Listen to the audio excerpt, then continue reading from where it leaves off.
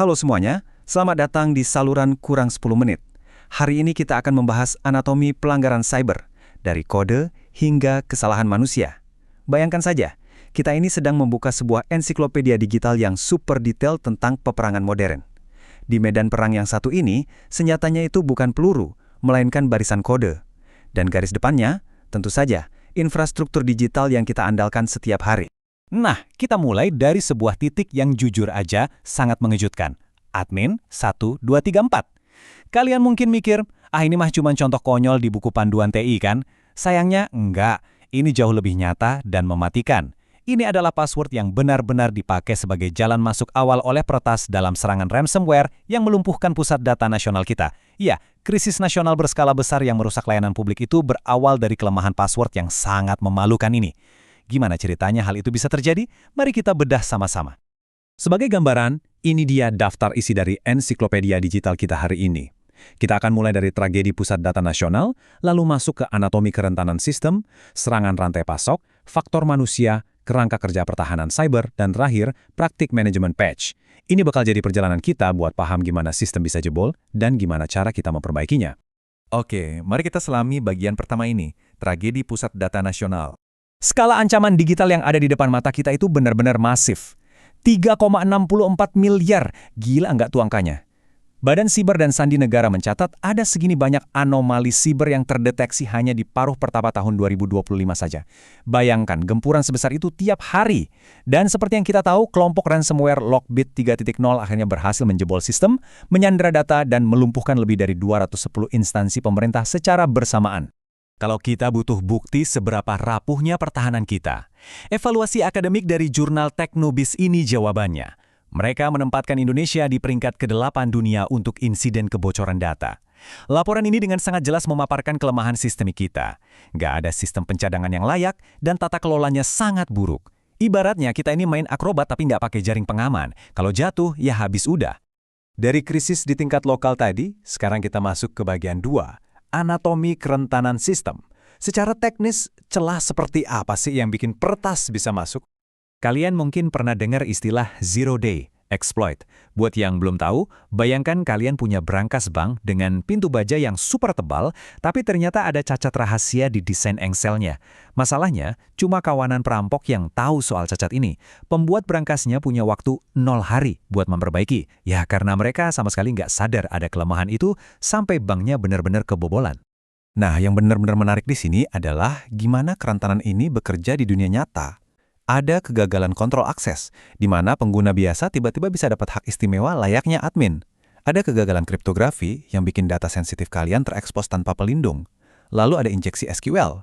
Ini semacam trik manipulasi, di mana peretas ngelabuin database buat langsung muntahin semua isi datanya dalam bentuk teks biasa. Mereka bahkan nggak perlu repot-repot nembak password kalian. Beranjak ke bagian ketiga, serangan rantai pasok, atau yang sering saya sebut sebagai musuh dalam selimut. Gimana kalau perimeter pertahanan kalian udah super kuat? Peretas yang cerdas nggak bakal buang tenaga manjat tembok kalian, mereka mengincar rantai pasok kalian. Konsep IT ini ibarat kuda Troya yang diselundupkan ke jalur perakitan, atau seperti meracuni sumber air minum langsung dari mata air di pegunungan. Peretas menyuntikkan kode jahat ke dalam update perangkat lunak dari vendor resmi yang sudah kalian percaya. Saat kalian mengklik update, kalian sendirilah yang mengundang mereka masuk. Kasus-kasus besar kayak SolarWinds di tahun 2020 membuktikan betapa masifnya dampak serangan ini.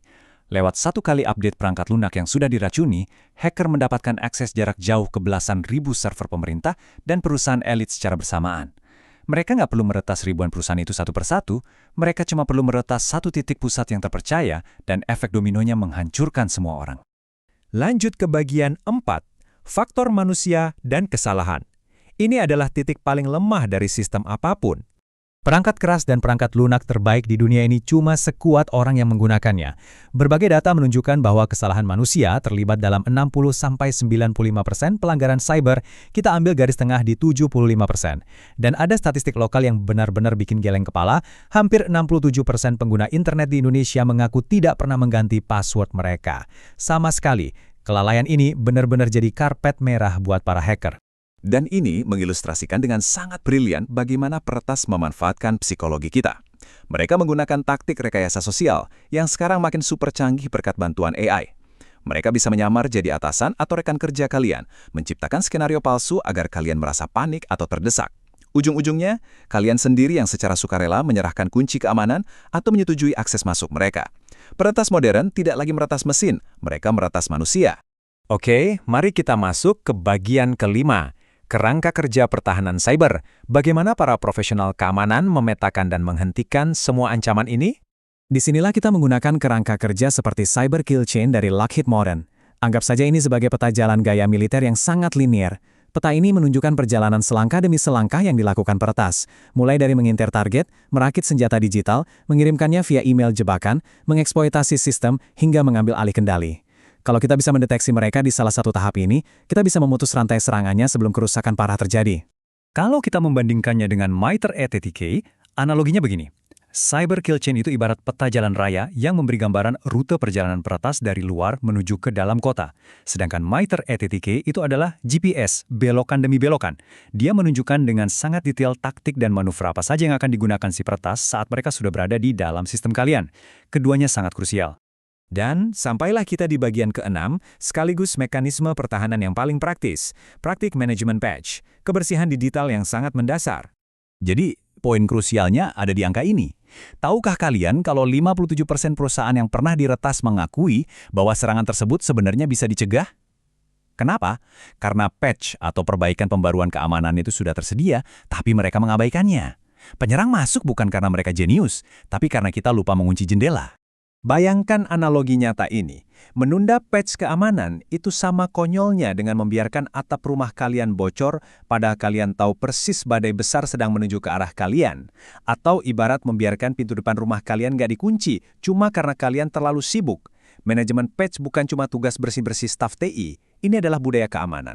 Semua ini membawa kita kembali ke bencana admin @1234 di awal tadi.